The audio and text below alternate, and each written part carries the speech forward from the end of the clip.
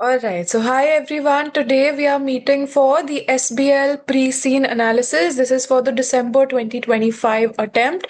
And before I just get started with the summary or an analysis of what I can figure out from the level pre-scene that has been released by ACCA, can you people quickly let me know if you've had a chance to review this material? I hope that all of you would have spent some time analyzing it, going through it. Yes?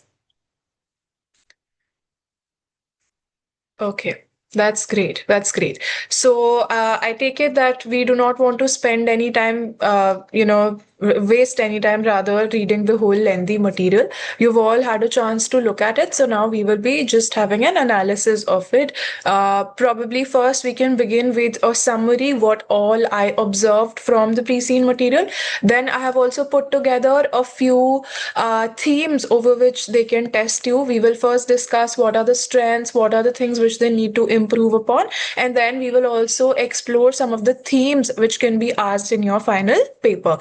Now, please understand that I am not here trying to predict the paper. This is just a few things which I feel that are, content enough so that they can be framed in your final exam. So this is not some kind of a prediction or something, just a few possible themes basis the information that has been provided to us. So we are getting started.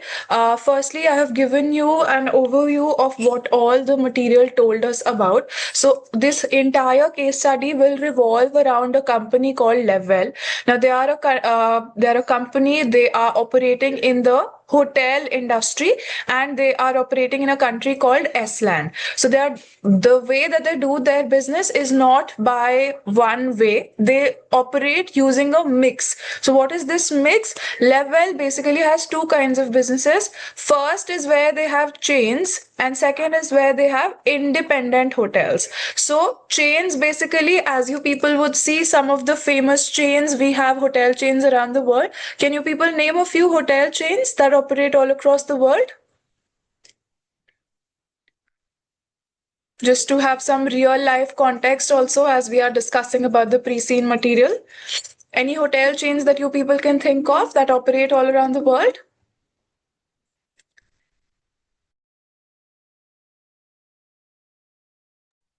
Okay, we have Marriott, we have Hilton, all right.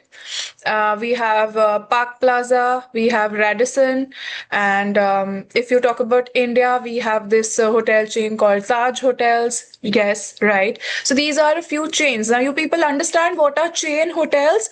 One brand which is operating in different places all over the country. So if you talk about Taj Hotel, we have a Taj Hotel in Delhi. We would have it in Jaipur, in Rajasthan. We'll have it in all different places all across India.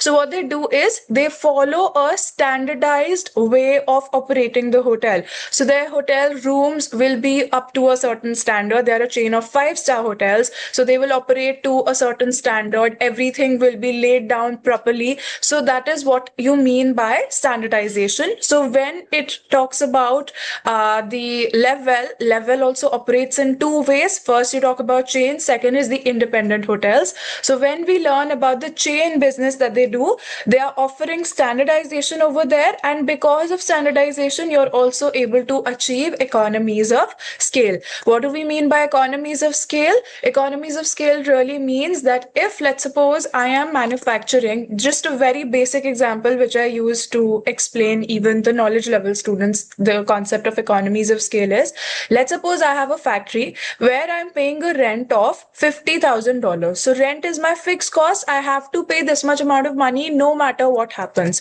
So if, let's suppose, I manufacture only one unit in this factory, then also I have to pay $50,000 of rent. So that means my fixed cost per unit is going to be 50,000 divided by 1, which will give me $50,000.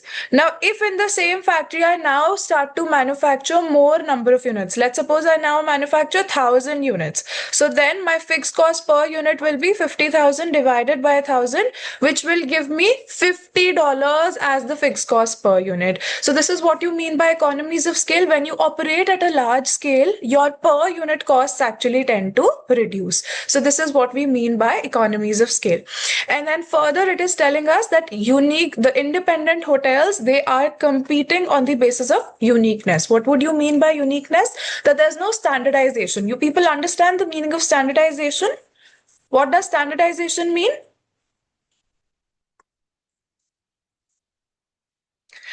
Please feel free to unmute and participate. I would rather make this an interactive session. Otherwise, it's just me talking to myself.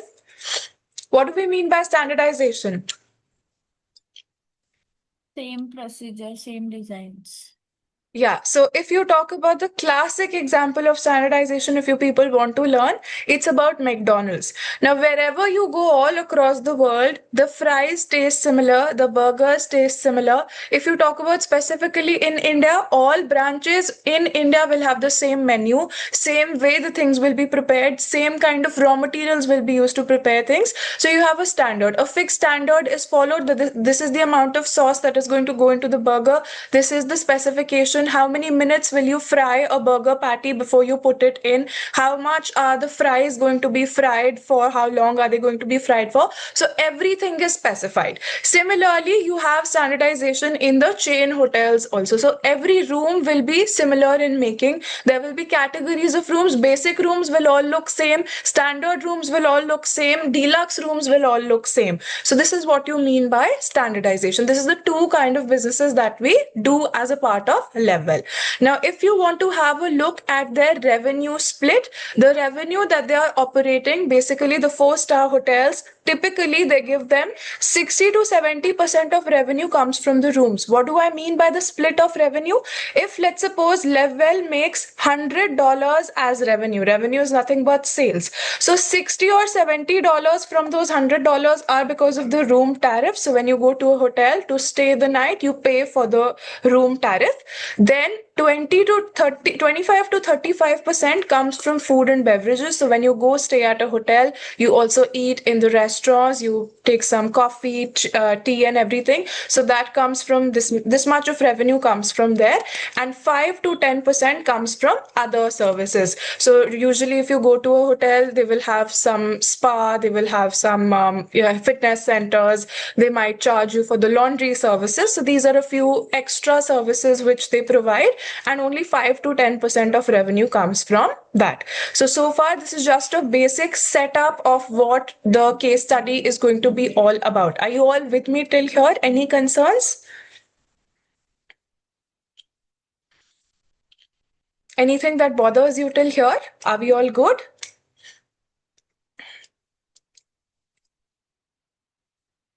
Okay. Now proceeding further to what are the problems that they are facing at the moment. So as per what we saw in the pre-scene that was given to us, a few challenges that they are facing is, firstly, there's a very high competition. So many other hotels are also competing with them. Now, competition is one thing which everyone has to face. No matter which business you do all around the world, there will be someone or the other offering you the same services as the person you are buying it from. So competition always exists. Now, whenever there is competition, there will be chances that you will have to differentiate yourself. You'll have to do something extra so that people come to you rather than going to your competitors. So brands come up with different strategies. Someone will try to do some differentiation that we are different from the other brands because we do this. So depending upon different products, you also put some offers. So this is how we try to deal with the competition.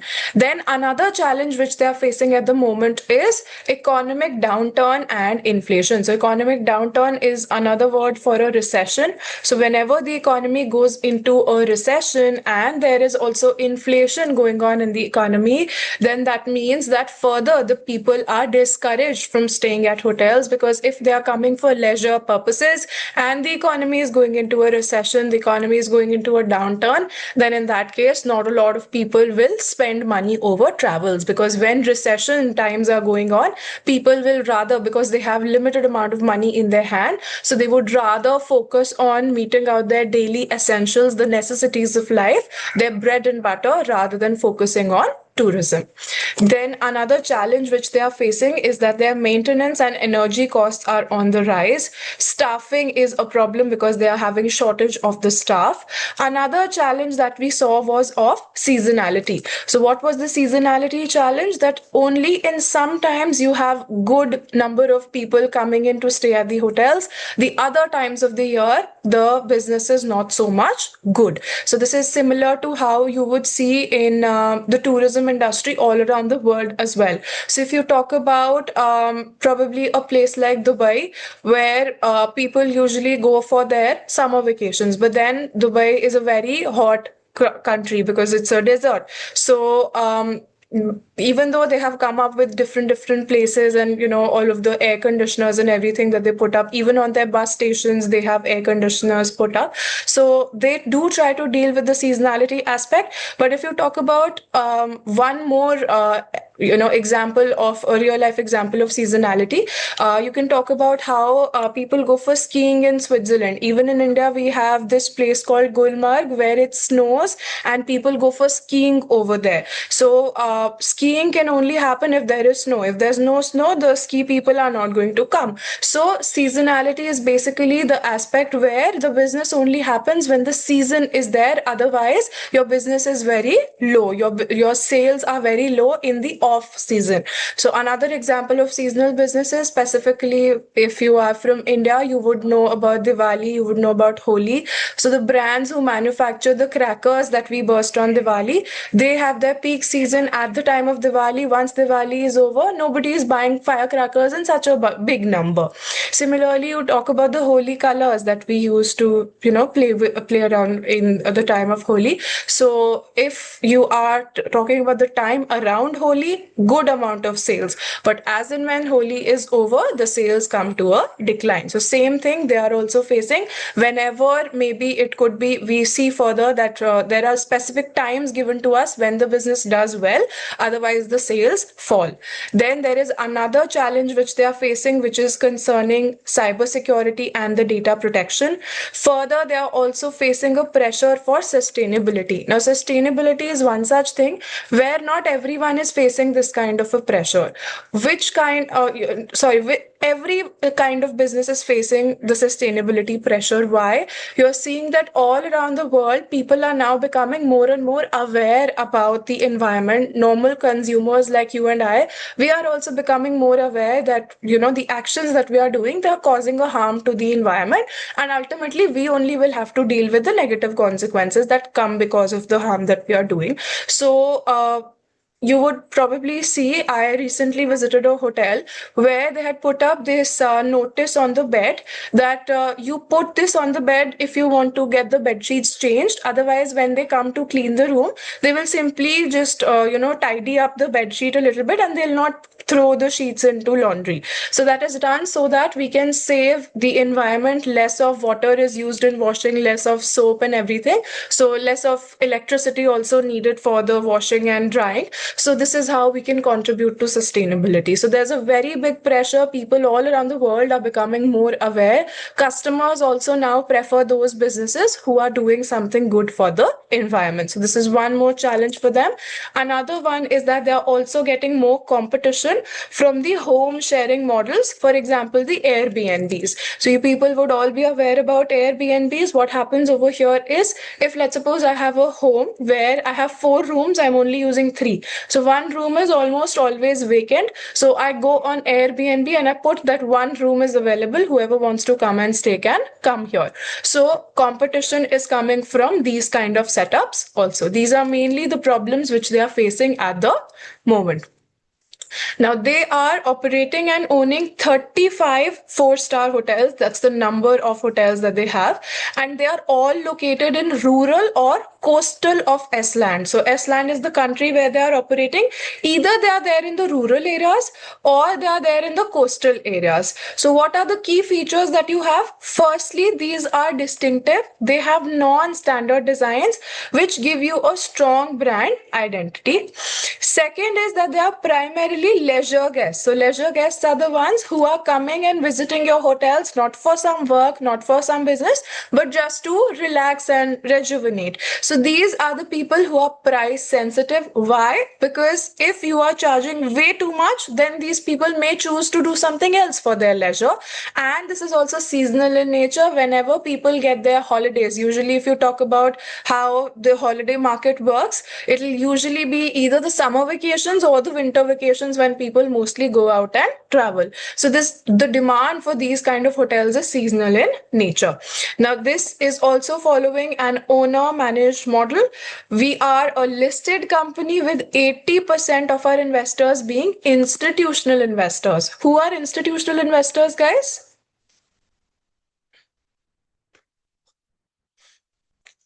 Who are institutional investors? Yes, they are big corporates like mutual funds or some of the organizations which pool together a large capital and then they invest in companies with a big stake. So 80% of our insurance companies are also a part of institutional investors. So 80% of our investors are institutional in nature. We are growing consistently using organic growth. That means we are not doing any sort of paid promotions or anything to grow. However, 2 hotels have closed earlier due to poor performance. So we are not on the very good track because we've also seen that 2 hotels were actually closed because of the poor performance that was happening over here. Then if you talk about how they operate with respect to their operations, all of the bookings are handled via HMS. What is the full form of HMS, guys? What's the full form of HMS? Hotel management system. Yes, it's a hotel management system. So like how you have CRM, customer relationship management systems, how you have ERP, enterprise resource planning systems. So similarly for businesses who are running hotels, this is a specially designed system which will help you run and manage a hotel nicely. So we have an integrated HMS system which helps us with bookings, which helps us with billing, and it helps us with room status. We can anytime go on that HMS and we can check who is staying in that room. Have they checked out? Have they checked in? So all of the status can be checked in over there. Then further about our operations, we know that about our reception and about our housekeeping, we are doing SOP driven reception and housekeeping. What is the meaning of SOP? SOP means Standard operating. Standard operate procedures. Standard operating procedures where you are told that the way that you will be doing things, you have to follow all of the procedures. So they are set as a standard. You have to do all of these things. Then for the laundry, we have outsourced. Outsourced means we do not do it ourselves. We get it done by a third party service provider. Then central procurement is done for all standard items and local suppliers are used for the restaurant ingredients. So because every place where you're cooking food, we have to ensure the freshness of the raw material. So we get that from the local suppliers, and whatever the standard items are there, they are procured centrally. What do you mean centrally? Someone at the top of the organization places the order for all of the different hotels that level has. And what about the IT services? IT work is done in-house. What do we mean by in-house? Nobody else is taking care of this work for us. We do it ourselves on our in-house servers. In-house means this is something which we own completely. There is no cloud service that we are using right now. Cloud is where you store everything online on the internet, but you are doing it offline at your own servers, which are stored in the company. So this is what you mean by IT service being on in-house servers. So far, this is it about the operations. Should we go on further and discuss about the case study further? Are you all good till here? Ma'am, the HMS and in-house servers are same. HMS and in-house servers are a little bit different because HMS is mainly about your entire management system for the hotel, but the IT work that you are doing, that is something in-house. You can say that HMS will also be a part of the You can say that it could be a part of the IT servers. Whatever we are doing on the HMS, that will definitely be helped by the IT system only because it's also a part of the technology that we are using. Okay. Yeah. All right. So proceeding further now, talking about the revenue and the seasonal nature of the revenue. So we are given in the scenario that high season peaks in July to September. So July, August, September, these are the 3 months of the year where there is a good business that this hotel does. And then off season dips in winter months. So because mainly you saw that they have places in rural areas and they have hotels in the coastal areas. So coastal areas usually people visit in the summer time only. July, August, September, that's the time when the coastal areas will be pleasant. But in the time of winter, nobody would want to visit a beach. So that is why this is how the seasonality looks like. And during this seasonality, you can see that 60% of your revenue comes from rooms, 33% comes from food and drink, and 5% is for the other things that the business does. If you talk about the people and values of Level, you can see that there's a very strong emphasis on the guest experience. We are having a very strong emphasis on the employee recognition also. And what are the main values which are again and again highlighted in the pre-scene material is the value of care, the value of a first class service. So this is about the guest experience. Then you are given with positivity, responsibility, teamwork. So all of these aspects are part about employees. So employees are dealt with positivity, that whatever wrong is happening, still we are trying that we stay positive. And then with respect to responsibility and teamwork, we are saying that employees will be taking responsibility for their own actions and they will be responsible for the teamwork also. So they will all work together as a team. Nishida says it's October to March. No, for which part? The seasonal or the low season?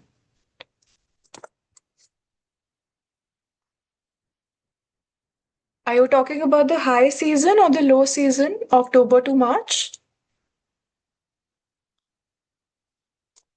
Let me just check. Give me a moment.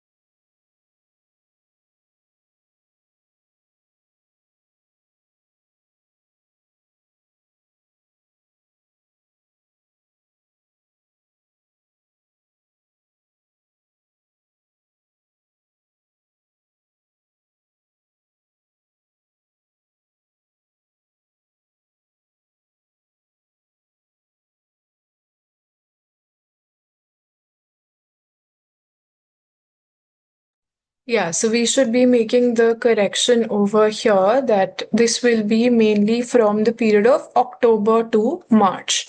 My apologies, I may have made a mistake here.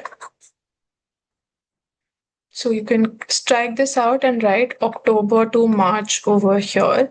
These are the times when we have the highest number of people coming in. Now, this is it about the revenue seasonality and the people and values. Are you all good with me till here?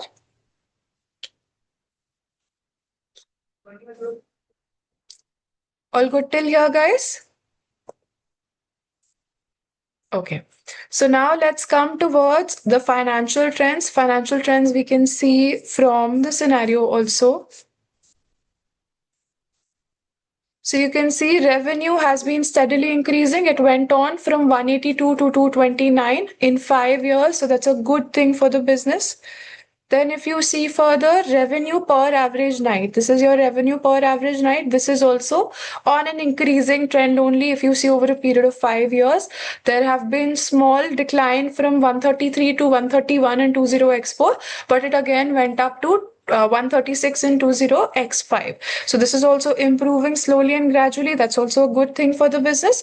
Occupancy rates, if you have a look, they hover from 73 to 77, 78%. That's the average range. So they have remained around the average of 75, 77%.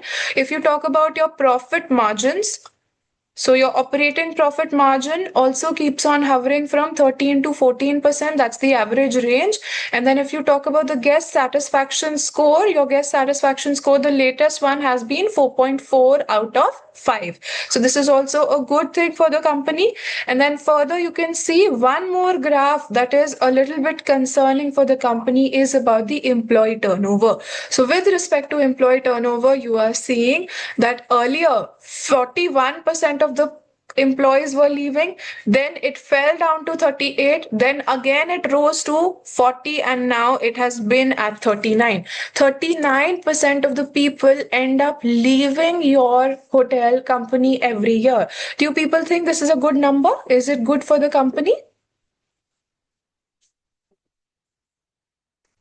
Is it a good thing if out of 10 people, 4 people leave every year? What are the implications? Think and tell me from a leader's perspective. If the employees keep on leaving you, what problems will you face? It's bad because we have to spend more on recruitment. More on recruitment, more on training the new employees again and again. What else? What does it say about the reputation of the company? Will a lot of people want to work in a company where employees keep on leaving? No, right? So this is again problematic for the company. Coming further to what all risks we have identified, one major risk is about the competition. Another one will definitely, because competition is there, so we have to pay very good attention to our pricing also. If I am the only seller in the market, then my customer will come to me no matter what happens, no matter what price I charge. But if there are multiple people selling the same thing which I have to offer, then my prices matter a lot, because if there are 4 shopkeepers selling the same thing in a line, I am selling at $1, my competitors are selling at 0.5, 0.25, 0.75. Do you think anyone will come and buy this thing from me at $1 when there are others who are selling for cheaper? No. So I have to also keep my pricing in a way that I'm able to compete with my competition.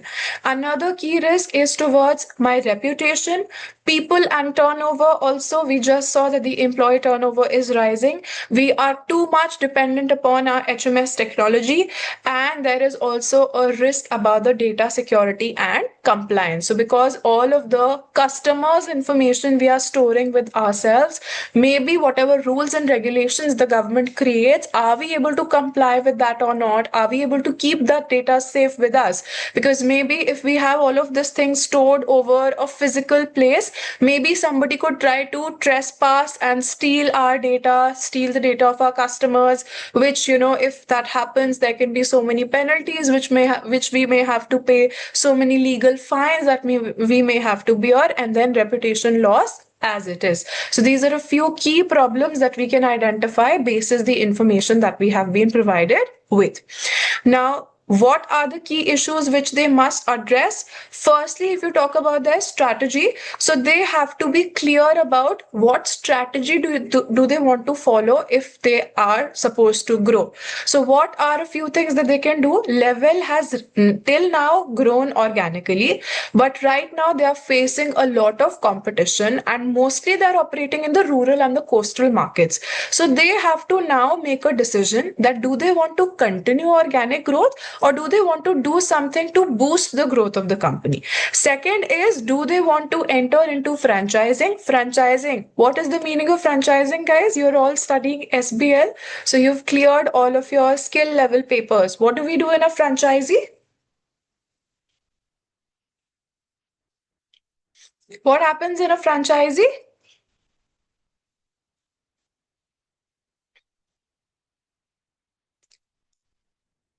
You can unmute and let me know. What do we do in a franchisee, guys? Licensing, sort of. Okay, can you explain a little bit more? What exactly happens here? A level will give another hotel to operate like its procedures and everything, Right, and right. he will get commission fees. Right, exactly. So how franchising works is you can take the classic example of McDonald's. So McDonald's has it's originally from the United States of America. If I in India want to open a McDonald's restaurant of my own, I can do that. I have to take a franchisee license from McDonald's. So I will pay a fixed fees to McDonald's to first buy that license. So they will give me the license, they will tell me all of the procedures. This is how you have to make the fries, this is how you have to make the burgers and everything. And whatever sales I make at my restaurant, a part of that will go to the original McDonald's as a part of the commission. So this is how the franchising business works. So if they want to grow, if Level wants to grow, they have another option that they can start doing franchising. One more thing that they can do is currently they're only operating in rural or coastal markets. So now they can think of expanding into cities because they've had most of the business over there. They have already captured that place. So now let's try to diversify our product a little bit more. Let's enter the cities. And another thing that we can do is acquire the independent hotels. So already if there are places built which are in good locations, which are liked by the people, maybe we can acquire those independent hotels. So these are a few strategies. Now Level has to decide clearly which strategy is the one that they want to go forward with. Another key issue that we have is with respect to the non-standardized hotels. So the unique designs actually help you with the branding, but because of the unique designs, you also have to have a higher capital expenditure. You have to spend a lot of money as part of the maintenance costs, and the operations also become complex because if everything is unique, if nothing is standardized, then it becomes difficult to manage that thing. If I do not know how a thing is meant to be, how will I try to get it back into the right place? So this is one thing about the non-standardized hotels. And the third thing that they are facing an issue which they need to address is about the sustainability pressure. So the guests are increasingly choosing those hotels which are sustainable hotels, the hotels which are environmentally conscious. So Level's current sustainability initiatives are limited. So if I really want to keep attracting more and more guests, I have to do something more about the environment. So these are a few issues which are there strategy wise, which they need to do something about. Then talking about what are the problems that they should be addressing operationally. First is that the nature of their demand is seasonal. So off peak periods that you have, the times when your sales are not very high. So if you have a look over here, these are your off-peak periods: July, August, September, April, May, and June. This is the time when you have lesser occupancy. So during these times, what happens is you have a capacity underutilization. You have the rooms ready, but nobody is coming to stay over there. You have a pressure on your margins. Why? Because when there is no one coming to stay at the hotels, the revenue goes down. But can you tell your staff that we will not pay your salaries because no guest is coming to stay at the hotel? Can you tell that to your staff? No, you still have the salaries to pay. You still have the bills to pay, electricity cost to bear. So this causes a pressure on the margins. Your profit margins can shrink. And another problem that you face is workforce scheduling challenges. Now, during the peak time when there were so many guests I had to cater to, all of the waiters and the staff of my hotel was busy in attending to my clients. But now there are no guests. So many people are sitting idle. So I would not know where to utilize my staff. So these are a few problems that we are facing because of the seasonality of the demand. Why are we classifying it under operational issues? Because these are the things which are causing us a trouble in the day-to-day operations of the business. Another operational issue which we are facing is with respect to the technology limitations. So the in-house servers that we have, they come with a risk of downtime. So sometimes it can happen when you people go to banks also. The banks can sometimes tell you that our servers are not working at the moment, so we cannot process your transaction. So same thing can happen with Level also. In case the server is down, then it is going to be a problem for the business. Another thing is the cybersecurity exposure. We are not having any cloud adoption. So if we are not adopting to the cloud technology, we can face scalability issues and there can be concerns about the resilience. Resilience means how strong our systems are. So if I'm not using the cloud technology, maybe I'm using this in-house system which is working for 80 hotels, but now let's suppose I'm expanding. Now I have 200 hotels, but the maximum capacity of installing that hotel management system is over 100 hotels only. So how will I manage to scale my business? That's the problem. So if I do not use any cloud softwares, scalability is going to be a big issue for the level company. Another issue operationally is with respect to the staff turnover as well as shortage of skills. So this shortage of skills and staff turnover is mainly an industry-wide issue. The rising turnover can affect the service quality also, and it will ultimately affect your reputation as a hotel also. Why? Because if the staff keep on going, you have to keep training the new staff. So maybe the new staff is not able to provide that level of service which you want to provide to your customers. Ultimately, if the customers do not get that service, they are going to leave bad reviews on internet. They are going to tell their friends that we went to stay over there at that hotel and it was terrible. So word of mouth will also spread and your hotel will lose its reputation. Nobody is going to come back to stay to your hotel. Another problem operationally is with respect to the yield managed capability. So we are currently setting the prices annually with manual discounting, and we are not using the real-time yield management, which is being used widely. What is this real-time yield management? This is a pricing that we do AI based, which keeps on changing. Dynamic means it does not remain stable. So if you just now, if you Google and whichever city you're from, just Google 5-star hotels near me. There will be a very big list that comes and pops up on your screen, and just check the rate today and check the rate tomorrow. The rate that you see today versus the rate that you see tomorrow, they are not going to be the same rates. So everywhere all around the world, we are using a real-time system and it keeps on changing the prices basis the demand. So right now in India, we have this month of January coming up, and in the month of January, we have a national holiday, public holiday, which is scheduled on the 26th of January. It's the Republic Day of India. So it happens to fall on a Monday. So what will most people try to do is they will try to take a holiday on 23rd, that's Friday, then 24th and 25th, Saturday, Sunday will be a holiday, and 26th is a public holiday. So during this weekend, this Friday and this Monday, so many people would want to book their holidays. So when so many people want to book their holidays, what will hotels do? They will take advantage of this fact. So many people want to go out and stay at the hotels, so they will inflate the prices. Same happens at the time of Christmas, same happens at the time of New Year, because when you want to travel, when you want to stay at hotels, the companies analyze that and then they up their prices, they hike their prices accordingly. You will notice this right after the session. Try and Google staying at a hotel on the night of Christmas on the 25th of December. Put it and see the prices will at least be, if not more. I am just giving you a very rough, low level of figure, at least 5 times the usual price. If you check any of the luxury hotels, bare minimum, I'm telling you, 5 times more they will be charging you. If the normal rate is 10,000, for the same room, they will charge you 50,000 on those days when the demand is extremely high.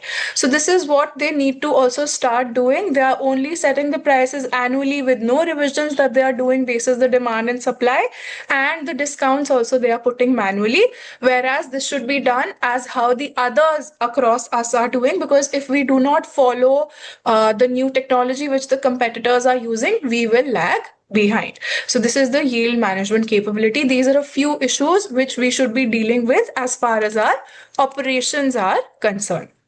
So far, we've discussed about strategy and operations. Any queries still here? Are you all with me?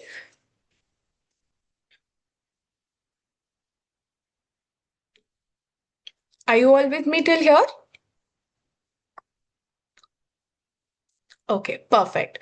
So now moving forward to some of the financial issues that they are facing. Firstly, their costs are rising. Inflation is applicable on the maintenance cost that we are bearing. Inflation is applicable over our utilities, the power, the electricity that we are using, as well as the food ingredients. So basic fruits and vegetables also that we are getting from the market, because of inflation, they are increasing our costs. Food and beverages already produces a lower margin, so this gives a pressure on our profitability. So as it is, we do not have as high margins on food and beverage as our room business. So this is also lowering down our profitability. Why? Already our profit margin was low. Now the costs are increasing further. So after subtracting the cost, we will be left with lesser and lesser profits. So this is one problem pertaining the financial issues. And another thing is our potential capital constraints. So we have a hotel refurbishment cycle of every 10 years. That means once every 10 years are over, we get the hotel repair, and maintenance. Basically, how you say that we are refurbishing the things. The sofas that are put in the hotel lobby, they all wear out in 10 years. 10 years is a very long duration of time.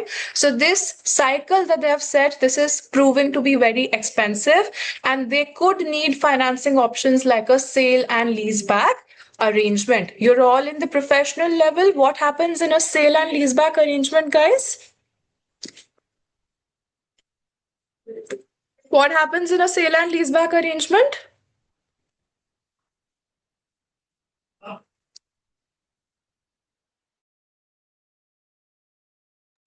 Would anyone like to unmute and say? Ma'am, We sell Okay, one by one. Hannah, go ahead.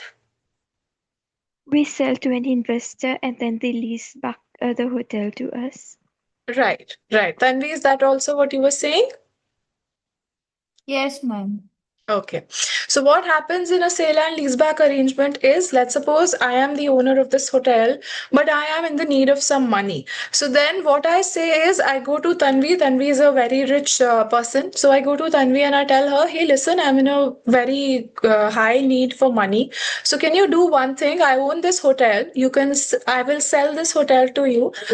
You can buy it from me. You will give me the money upfront right now. And then, but I still want to use this hotel. So what you can do is, I will keep using the hotel, but I will pay you rent in exchange for using the hotel.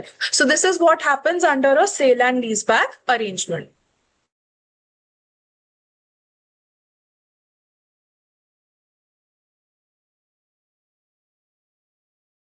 Okay, so these are a few issues which we need to take care of financially. Then talking about another aspect which we have, that's about the risk and compliance issues. So firstly, we are facing issues about the cyber security and the data privacy. So whatever we are doing right now, we are doing an in-house hosting, and then we are increasing our digital integration. So this definitely increases the risk that we are facing. With all of this privacy risks also come the reputation risk. We are highly dependent upon the satisfaction of our guests. So we are basically there in a service-based business. There are mainly two kinds of businesses that you talk about. One is where you are a manufacturer of something and you have a product-based business. So product-based business is where you simply make something and you sell it to your customers. And another kind of business that you can have is a service kind of a business. So service-based businesses are the ones where you are providing an experience. There is no physical product that you're offering to your customers. It's a service that they come for to you. So in case the guest satisfaction declines, if your service quality is bad, they are going to leave bad reviews and it can impact your bookings quickly. Somebody has come to stay right now, you gave them a bad experience, your future bookings are going to drop. And then another risk which they are facing is with respect to the pricing risk. So if you do not set the prices correctly, either you will lose out the revenue or you will lose out on occupancy. If I keep the prices too high, the customers are going to go to the competitors. So if they go to the competitors, the occupancy of my hotel will fall. The revenue of my hotel can also fall. So this is about the pricing risk. Any queries still here? After the strategy and the operations, we've discussed about two more things, which is about the finance and about the risk and compliance. So far, all good, everybody?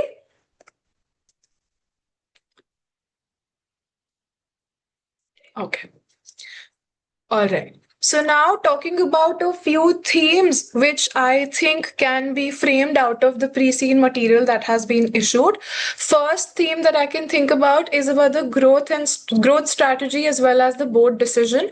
So a few tasks that can be given to us. Firstly, you can be asked to evaluate a few growth options for level. So should they continue with the organic growth? So if they do that, what will be the pros? What will be the cons if they continue to grow organically? If they go for a franchising arrangement, what could be the pros and cons? If they go for acquisition, they acquire other hotels, then what will be the things which they have to consider?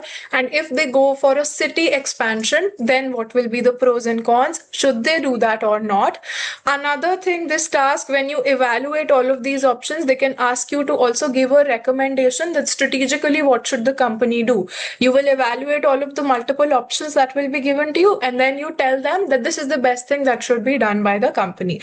Now, whenever you give a recommendation, just give whatever recommendation you want to if you have the backing for it. If you have the valid logical reasoning why a business should be going ahead with that particular strategy. Every strategy can be considered correct provided you give the right theoretical reasoning backing for that option. So for example, if I have evaluated all of the options and then I am coming to a conclusion that as per me, city expansion will be a good thing for them. So when I give that recommendation as the final part of my answer, I will have to properly justify that why am I choosing city expansion only and not the other options which level is considering about. So what reasons could I give possibly for a city expansion? I could say that if we expand into cities, maybe we can have corporate clients, because in cities you have all of these corporate seminars, corporate meetings going on. So the seasonality of our business, right now people only come during holidays, but now if we have city hotels, corporates will come during the peak time of business also. So we will have some clients from business, some clients from vacation. So it will be a good diversified products and services that we offer. So that is why I can say that city expansion will be something that will be beneficial. More reasons, the more reasons that you can think about, keep adding them over there. Franchising in the city, yes, you can combine two options also. So maybe whatever hotels that you have, you can offer the franchisee to the city hotel. So they can rename their hotel as per your name. But I do not know how much feasible would that be, because if you have a city hotel and it is already good and running, no hotel is going to be want to be a part of the chain where you are mostly operating in coastal areas. So I really don't think it'll be too much of a good fit. But yeah, you can explore that option, and if you give proper good reasons, you can put that over there. Okay, so one question is about what is the difference between organic and acquisition. So organic growth means we do not do anything new. We just keep doing what we are doing right now and we try to improve ourselves in it. So organic means you're not buying something, you're not changing your strategy. Whatever you're doing right now, you just keep doing it, and maybe you try to make yourself better doing the thing that you originally do. And acquisition, franchising, city expansion, these will all be accelerated growth. This is not something that you're doing organically. You're putting in some money to do something to better the growth of your company. So that's the main difference. Constructing new hotels. If you're constructing new hotels in the places where you're originally existing, you can consider that to be organic. But if you think that you will construct new hotels in the cities, then it won't be organic, because you're putting in more money to do that.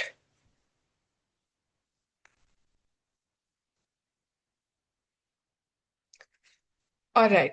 A few more tasks that they can ask you. So all of these tasks, they could be a briefing note that you write for the board or for the CEO, or you may have to evaluate some business case. So maybe in the question itself, they give you some information that they are planning this thing. These are what the numbers look like. Maybe they can give you NPVs or something like that. So you may have to evaluate that business case. So whenever you're thinking about evaluation, think about it from all different perspectives. In the mock feedbacks also that I've been giving you people, I've been telling you, I've been mentioning you to emphasize overthinking about from all directions. So you are sitting at the top level management, you're sitting at the consultant position. So you are required to think from all 360 different perspectives, that if a business does XYZ thing, how will it affect you financially? How will it affect you strategically? How will it affect you operations wise? How will it affect you in a risk manner? All different perspectives that you can think about. The more perspectives you think about, the more marks you gain for your analysis, because you will be said to be a good analyst only if you're able to think from all different perspectives that are possible. So try to go to your paper, your final exam, with a very fresh mind. Do not overburden yourself with, oh my God, I have to do this, I have to do that. You just know your formats well, you just know your pre-seen material well, and just do not overthink about things. Just go to an exam with a fresh mind, think from all different perspectives, and frame the best quality answers that you can.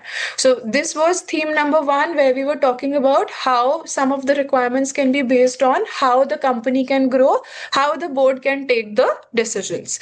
Another theme is possible with respect to the technology. So we are seeing that right now they are working on HMS, hotel management system, which is currently based on in-house servers. So maybe the question can ask you about upgrading that system. So should we go ahead and upgrade that? Should we go for a cloud-based server? Or if we go for a cloud-based server, what could be the cybersecurity threats? What could be a what could we do if a data breach happens? So if, let's suppose, some hacker tries to steal our information, we should have a response ready for that. So just in case, just like that, a breach happens, so what would be the plan of action which the company will follow? So we will first freeze all of the information that is there with us, so that no more attacks can be there. We can use some firewall protection to prevent these things in the first place. Let's suppose an attack has happened, then what we can do, we can get the report made to the authorities which are responsible for prevention of the digital crime, and then we can also make our customers aware without getting them into a panic mode that there's been a breach of the data, and please change your card pins, or maybe you can get your card numbers blocked if you feel that your card may be misused. So the people are going to, definitely this will cause a reputation loss. So we should be creating a plan of action for dealing with the reputation loss also. So some of the press release that can be scheduled by the company if something like that happens. So that is what we will be putting it in a response to a data breach condition. Maybe they can also ask you to appraise the investment in some IT technology. So if some kind of a new technology is being introduced, maybe you have to do the investment appraisal. So you've learned all of these techniques as a part of the FM or the AFM paper if you took that up. So you have NPV, you have payback period, you have the IRR method. So a few things that you can discuss about that under investment appraisal. If we are asked to draw a heat map for risk, do we need to create a table or do we need to do it in Excel? Usually, you are not required to draw any of the heat maps, but if it is asked, you can create a table in your exam. It hardly matters, because Excel usually in the SBL paper, numerical requirements are not very often asked. So you will usually have a word processor only. So in that, there's an option to insert table. You can do that over there. Okay. Now, moving forward to what are the tasks that can be there under theme 2? So, you may have to do a risk assessment, you may have to change the management plan, or you may have to evaluate a business case for the upgrade of the system. Then the third theme that I could think about is about the people, the staff problem that they have. So the cues are given to you in the question itself that there's a very high staff turnover, recognition is poor. The leadership that we had promised was supposed to be value based, but that's not how things are working in the company. And there's also a shortage of the skilled staff. So a few possible tasks that can be asked. Maybe you are required to think about a restructuring proposal.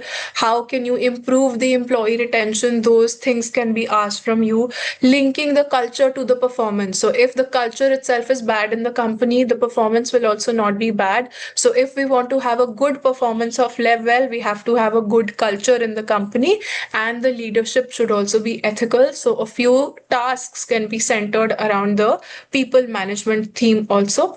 Another theme is about the pricing and the revenue management. So a few tasks which can be coming over here.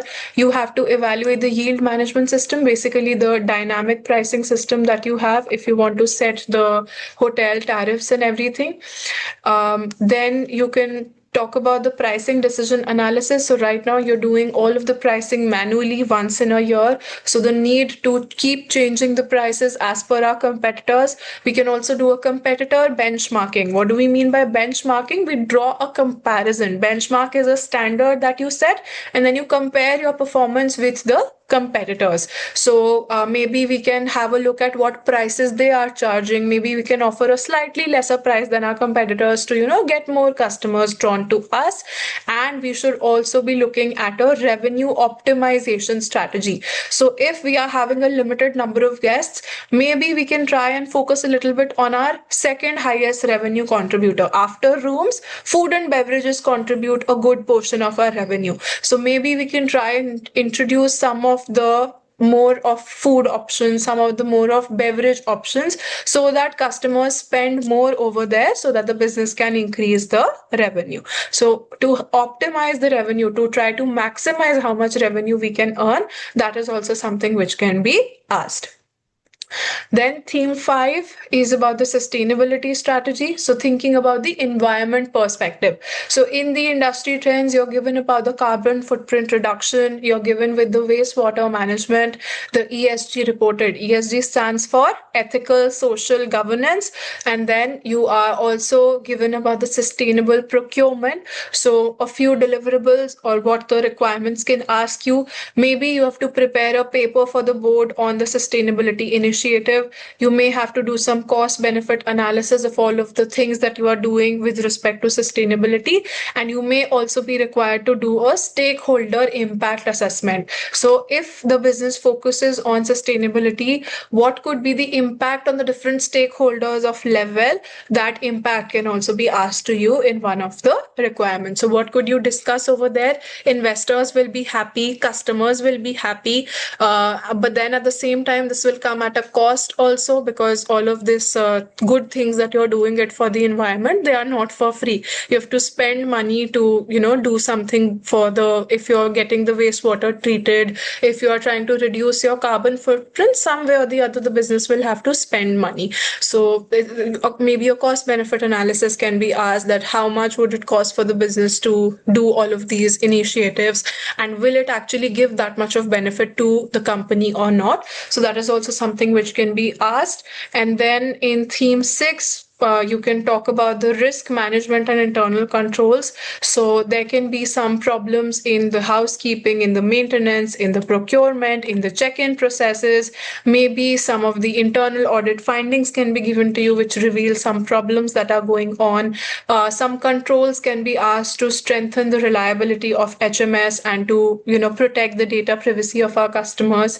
If, let's suppose, a crisis happens, if your IT system is broken, if there is some food safety issue that happens, if there is some complaint made by the guest which is escalated. So a few of those crisis management techniques are also possible in your exam.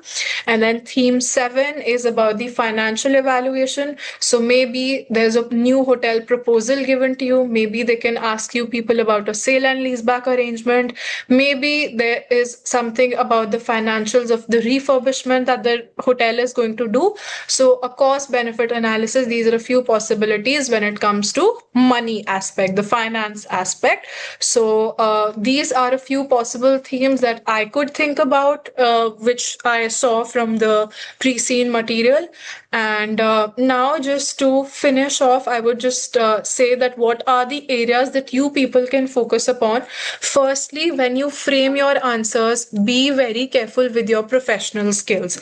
Professional skills, I have created a separate video where I have broken down each of the skills separately, and I've told you what the examiner is expecting from you if they've written the word analysis, if they've written the word skepticism, if they've written the word commercial acumen. So for each of these skills in that video, I have given you a detail that if you want to earn marks for these skills, this is exactly what you have to do in your answers. So please ensure that whatever skills are mentioned in the requirement, you are some way or the other demonstrating those skills. Second thing that you should focus is about the stakeholder management. So the different stakeholders which level is going to have. Can you people think and let me know who will be a few stakeholders in level company? Stakeholders can be both internal, external. Who will be a few stakeholders for level? Customers, employees, guests and customers, one and the same. Okay. Who else? Institutional shareholders, other investors, government, very good. Board of directors, great. Okay, suppliers, all right. The general public also, don't you think? Society in general, local community in general. Yeah, so these are a few stakeholders that we have. Tourism board, okay, very good. If there are some other regulatory bodies which regulate the hotels. So for example, if I tell you people about India, in India, do you people know if you want to have a restaurant, basically if you want to serve food, whose license do you have to take if you want to operate a restaurant?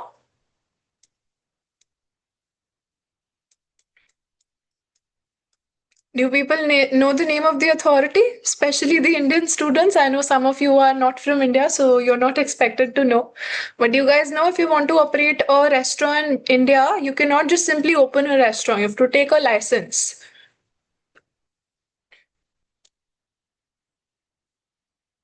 Ever heard the name of this body?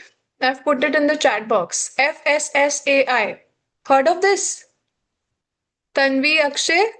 Heard of this body? It's the Food Safety and Security Authority of India, something like this. So this is the authority which is responsible to ensure that all of the citizens of India, they are getting the right quality of the food that is being served to them.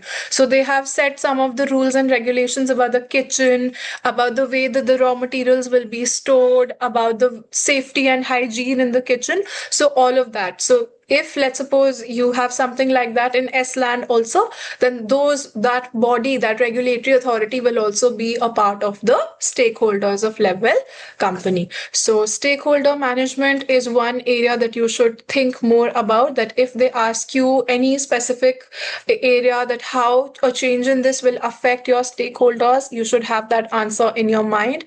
And one more tip that I would like to give you people is that whenever you are asked about the requirements, do not try to avoid giving any generic answers. Try to be as specific to level company as you can be. The more specific you give your answers, the more credit you are going to end up generating. And then whatever KPI trends have been given to you over the graphs that you people can see over here, be very familiar with these graphs. Although right now also when we were discussing, we've just had a quick overview at these graphs also. So whatever these graphs are telling you, be very clear with these graphs, because whatever information that you get with the help of these graphs, they will be very useful in framing all of your other tasks that you answer. So if you at the back of your mind know that your occupancy has been on an average 77%. So maybe when I'm trying to frame my answer about the capacity utilization, I can say that my occupancy is right now not fully utilized. I should be doing something to increase this occupancy level.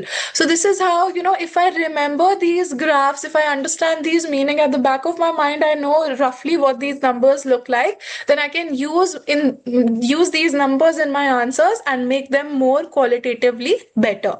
So this is one more thing that I wanted to tell you. And then further, whatever requirements you are having in your paper, which come with a thing at the end where they're asking you to give recommendations. So always, whenever you give your recommendation, ensure that you are giving it with a justification. If you write a conclusion where you just say company should go with franchisee, it does not add any value. Why are you saying we should go with a franchisee? How will it benefit the company? Why not the other strategic options which the company has? So these are really, really important points. These will help you gain your professional marks as much as possible. Again, the more perspectives that you try to put in your answer, the more of analysis, the more of commercial acumen marks you people are going to be able to gain. Similarly, if you talk about skepticism, maybe if they're asking you to do an investment appraisal and they are just giving you some assumption that the company will, the new hotel is being opened, and in the first year there will be 1,000 bookings in 1 year, and every year the number of bookings will grow by 5%. So to show skepticism, you can raise a question. How do you know that the bookings will raise by 5%? If it's lesser, then the NPV will be negative. If it's not up to 5%, maybe it's 2% or 3%, then also the company is going to suffer. So skepticism is all about having a questioning mindset. You just people refer to that video that I'm telling you people about. I've explained each and every professional skill in very much detail. You'll be able to understand that if this is the skill that is mentioned, how are you going to obtain those marks for that particular skill that has been mentioned. So these are a few final tips that I would like you people to remember when you go for your SBL paper. If you have any other queries or any other more points that you people think we can discuss, you can let me know. Tanvi says, what would come in a cost benefit analysis? So Tanvi, anything, maybe if let's suppose about a new hotel, they are giving you financial numbers. So if let's suppose the NPV comes out to be a positive number, maybe you will say that the decision rule that we have learned is if the NPV is positive, we go ahead and accept the project. But maybe there can be some non-financial factors also. So if the business opens a new hotel, some of the non-financial costs, some of the non-financial benefits that can be asked. There are no standardized designs and quality standards. Is that a weakness or a strength?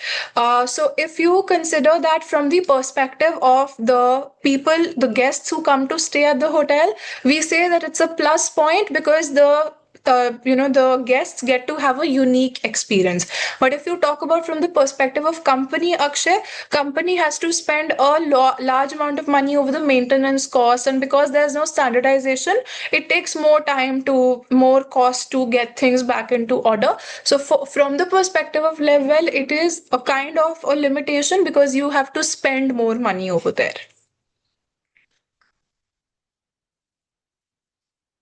Yes, absolutely. It's 1.8 minute per mark. So you have 3 hours of paper, 100 marks to answer. 180 minutes divided by 100 gives you 1.8 minutes per mark. Ensure that you take care of your time management also in your paper. After each and every task, just whenever you begin any task, let's suppose it's a task worth 18 marks. So just take 18 multiplied by 1.8 and set that time, the timer is going to keep on running. Just ensure that as and when that time which you had calculated is over, you are proceeding further to the next requirement. Because in a paper like SBL, for that matter, any paper in the ACCA curriculum, in the ACCA qualification, just in the morning, I was having a session with my FM students. So I was telling them also the same thing, that it is very much easier to be able to score 50 marks if I've attempted the whole paper. If I attempt 100 marks, there are chances that somewhere or the other I will end up getting marks. But if I keep leaving requirements unanswered, then there are high chances that if, let's suppose, I've attempted only 80 marks of paper, then scoring 50 out of that 80 marks that I've attempted, it becomes further more difficult. So please ensure that you're attempting entire 100% of the paper. Please do not leave any requirement unanswered. In SBL, there is no requirement on planet Earth which can come on which you will think that I know nothing about this requirement, because that's not the nature of the SBL paper. If you say about the audit paper, if you say about the PM paper, there can be some questions which can throw you off the ball. But if you talk about SBL, it's such a generic, it's such a real life application question. This is something that no requirement can be there where you may have nothing to say. Nothing like that can happen. So ensure that you are spending time on each requirement as it deserves, so that it can help you earn the credit that you deserve. So please, 100 marks of paper, I want each and every one of my student to be attempting. Please do not leave even one single mark of requirement unanswered, and keep a track of your time management, because the only reason that you may not be able to attempt 100 marks of your paper can be time. There is no other possible reason. So if you take care of time, it is going to take care back of you, and it will help you obtain a good score in your paper. In your voice note, there was something about value leakage. Would it be possible for you to probably send me that voice note again, and then I can help you personally? Okay. All right. Anything else that you people would want to discuss? Visit Estland as a public sector body and not a specific body for hotel. It's a problem, right? Give me a moment.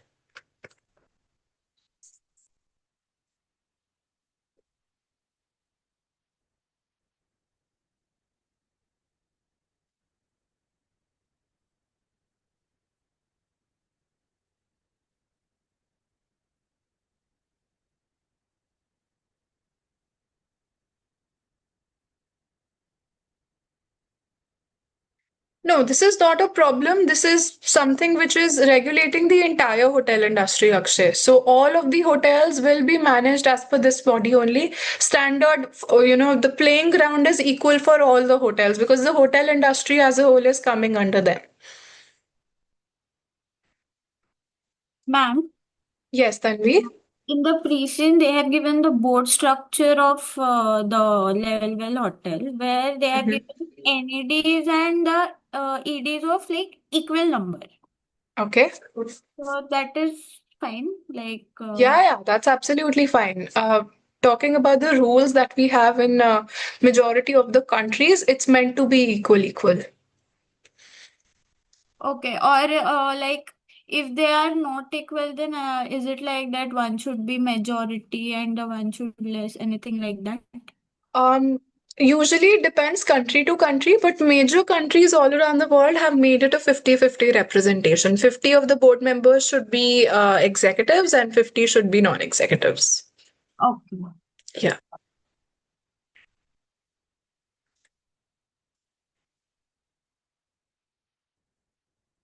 Okay, so in board structure, there is no IT director. Is it required? So, yeah, this is definitely something that you can add if there is a requirement which is asking you about how to deal with the IT risk. So, one way that you can deal with the IT risk is put in someone who is responsible for the IT position. So, you can have a chief of IT, the information technology, a chief can be there for that.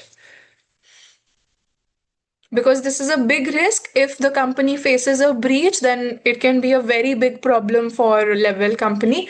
So it will be good to have a chief of IT director also. Okay. Anything else that comes to your mind? Any other points that we can perhaps discuss together, which you people can use in your answers?